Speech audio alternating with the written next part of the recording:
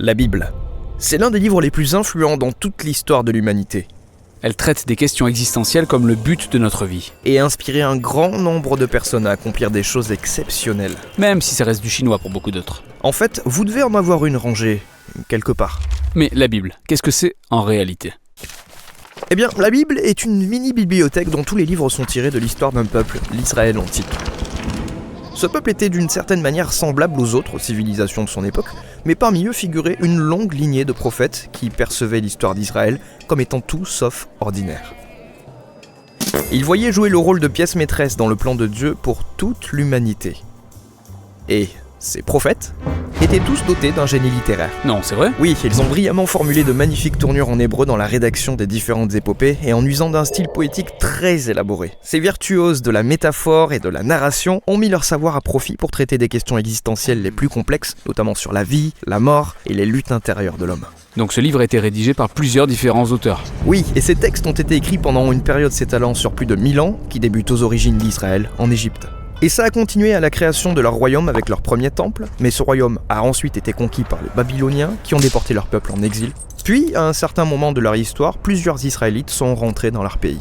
Ils ont bâti un second temple, ils ont fait en sorte de se reconstruire une identité, et c'est à ce moment-là que les écritures juives ont commencé à être assemblées pour prendre la forme que nous leur connaissons aujourd'hui. Ok, c'est la Bible juive. Que contient-elle ? Eh bien, en hébreu, on la désigne par un acronyme Tanakh. On a le T de Torah, qu'on appelle aussi la loi. Ces 5 livres constituent les textes fondateurs de l'histoire d'Israël. Le N de Nevi'im, qui veut dire prophète en hébreu. Cette section est une compilation de livres historiques relatant les récits d'Israël du point de vue des prophètes. Il y a également les livres poétiques, rédigés par les prophètes eux-mêmes. Et on a le K de Ketuvim, qui veut dire écrit en hébreu. C'est une collection variée comprenant des livres poétiques, des livres de sagesse et bien d'autres récits. Pour le peuple juif, toutes ces œuvres littéraires sont des moyens par lesquels Dieu parle à son peuple. Mais d'autres textes juifs ont bien été rédigés au cours de cette période du Second Temple. Oui, un ensemble de textes divers et variés. Et ces derniers étaient tout aussi importants au sein des communautés juives. Cela dit, l'intégration de ces derniers textes aux Écritures a fait l'objet de nombreux débats depuis l'Antiquité. Ça fait quand même un paquet d'écrits différents et rédigés sur une très longue période. Alors comment les avoir assemblés de la sorte ? Une fois mis ensemble, ces textes racontent la même épopée montrant comment Dieu œuvre à travers ce peuple pour remplacer le chaos de notre monde par l'ordre et la beauté. Et tout ceci contribue à susciter l'espoir de la venue d'un nouveau leader qui renouvellera toute la création. Mais le Tanakh s'achève sans que ce leader n'arrive. Donc c'est une œuvre brillamment rédigée, mais qui finit en queue de poisson ? En effet. En fait, quelques siècles plus tard, un prophète juif appelé Jésus de Nazareth entre en scène. Il affirmait poursuivre l'histoire du Tanakh. Donc Jésus a fait plein de choses géniales. Il a été tué.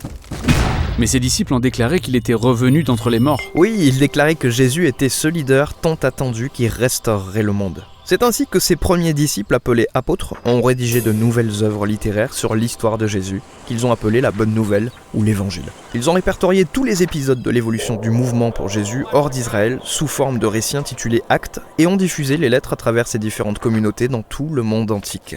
Et ils considéraient tous ces textes comme faisant partie des Écritures ? Oui, tous les écrits des apôtres constituent l'accomplissement de l'épopée du Tanakh. Et leurs écrits s'inscrivent dans la droite ligne du génie littéraire propre à la tradition juive.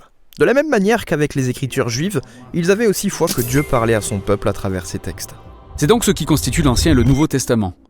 Mais que pensaient les premiers chrétiens des autres écrits datant de l'époque du Second Temple ? Eh bien, il y avait plusieurs avis divergents selon les groupes, mais on sait que ces livres étaient lus et suffisamment importants pour être intégrés aux écritures juives, puis transmis aux générations suivantes. On se retrouve donc avec le Tanakh, les écritures juives, ces autres œuvres datant de l'époque du Second Temple, et les écrits des apôtres sur Jésus. Ça fait un sacré paquet d'écrits au final. Alors, que contient ma Bible ?